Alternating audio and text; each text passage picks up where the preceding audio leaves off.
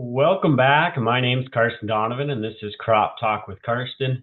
With the recent videos we've been talking about with the big changes coming ahead for the 26 crop year, one of those big changes we've been talking about is the extra subsidy for SCO and ECO. So I thought this week we'd just kind of go back to the basics of ECO and SCO to make sure that everybody understands how it works, how the coverages work on the policy, and see if it is a fit for each person's operation. So the first one we're looking at here is SCO. It stands for Supplemental Coverage Option. It is an area-based plan of insurance. And what we talk about when we're talking about an area-based plan of insurance is that instead of it just going off of your own production numbers, you have your own approved yield on your underlying, and then whatever you cut determines whether or not you're at a loss. Well, this is a little bit different. It goes off of the county, expected county yield. And then the final county yields or area, I guess. Most crops, it's going to be just your county for wheat, for instance, but there are some crops that, they don't quite have enough data in the county, such as mustard, or, some of those crops that aren't quite as popular, they may go off of surrounding counties. So it might incorporate more than just your county in determining the data that is the expected county yield and final county yield. So it follows the area based. So it's not quite as detailed, coverage as your underlying is, but it still gives you some great low cost coverage. It's going to follow your underlying election of revenue protection, yield protection, or whatever else there is. For instance, mustard just has APH. Typically, if you're going to sign up for SCO and ECO, I would highly recommend being in revenue protection. I'd recommend that anyways, but especially for these programs, they've had much better history and historical data if you're in revenue protection than if you're in yield protection, because it gives you that yield and price factor to whether or not it pays. It takes your coverage from whatever your underlying coverage is. So let's say you have a 70 or a 75% coverage level. It's going to take you from 70 or whatever your coverage level is up to 86%. And that subsidy for the SCO has changed from 65% like it has been in the past to now 80%. So for moving forward, it's at 80%. It's going to make it a lot more affordable for farmers. Historically, in our area anyway, and honestly with these lesser subsidies, it's had a tremendous impact and typically has some pretty high loss ratios. And when we refer to loss ratio, one way to think about that would be for every dollar you spend in premium, what are you getting back on that? And as long as it's over 100%, then you're getting back more than what you're paying in. And so typically we've seen, loss ratios maybe in the 2, 3, 4, 5, 600% range, which has been a huge impact for our communities, and then also obviously just down to your individual farms.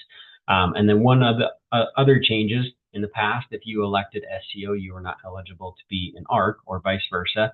And if you were, then if you elected SCO and were also an ARC, you basically would have had to pay a portion of the premium for SCO, but wouldn't have received any of the benefits. But now that's gone, and due to the recent change, you are now eligible to elect SCO and ARC at the FSA office without any penalties. So even more reason to sign up for SCO on your crop insurance policy.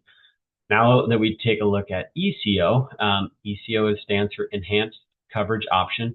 Works the same way SCO does. Like we talked about, it's an area-based plan. It's going to follow the underlying election of revenue protection or yield protection or whatever you have.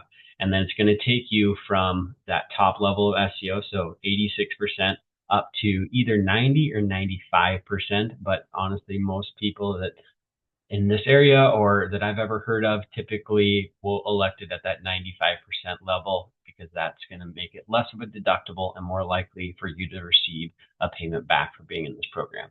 The subsidy has increased from all the way from 2 years ago or before that, it was 44% subsidy. Last year, it changed from 44 to 65%. And now with the recent change, it's changed from 65 to 80%. So in the course of 2 years, we went from 44% subsidy on a revenue protection policy to 80% subsidy on the ECO for the revenue protection policy. So that's a huge change. If you're somebody that maybe quoted out ECO a couple years ago and you just saw that cost per acre amount and thought that it's just too expensive, I don't want to put it on my policy, I would definitely highly recommend taking another look for this upcoming crop year, because it is significantly less than what you probably remember a couple years ago.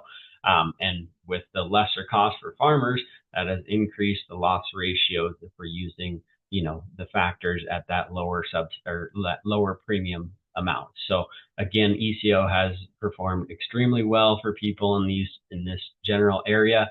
And then one other side note I wanted to talk about is that it is possible to elect ECO and SCO or vice versa. So if you look at that little graphic on the right hand of the slide, it has underlying coverage and then it has SCO and ECO. You can obviously elect all of them. You can elect both ECO and SCO, or you could elect just SCO with not ECO on top of it, or you could have ECO and then have quote unquote a little gap in between ECO and your underlying coverage. So totally up to you. You can tailor it to what you need on your farm. But honestly, with the added subsidies, I would highly at least take a look at seeing if ECO and SCO make sense for you and your crops. This was just kind of a precursor in a sense for, in my opinion, I think I'm really excited about the episode next week. We're going to do a much deeper dive into the actual historical numbers in these areas for the SCO and ECO programs and how they have worked for farmers historically, and give you a mindset of, well, if I would have had this for the past 10 years, how would it have worked on a dollar per dollar basis. So make sure you tune in next week. I think it should be some really valuable information for you to be able to digest and make an educated decision before the September 30th deadline. So follow along, and we hope to see you next week. Should be a very exciting episode. Thanks, and have a great weekend.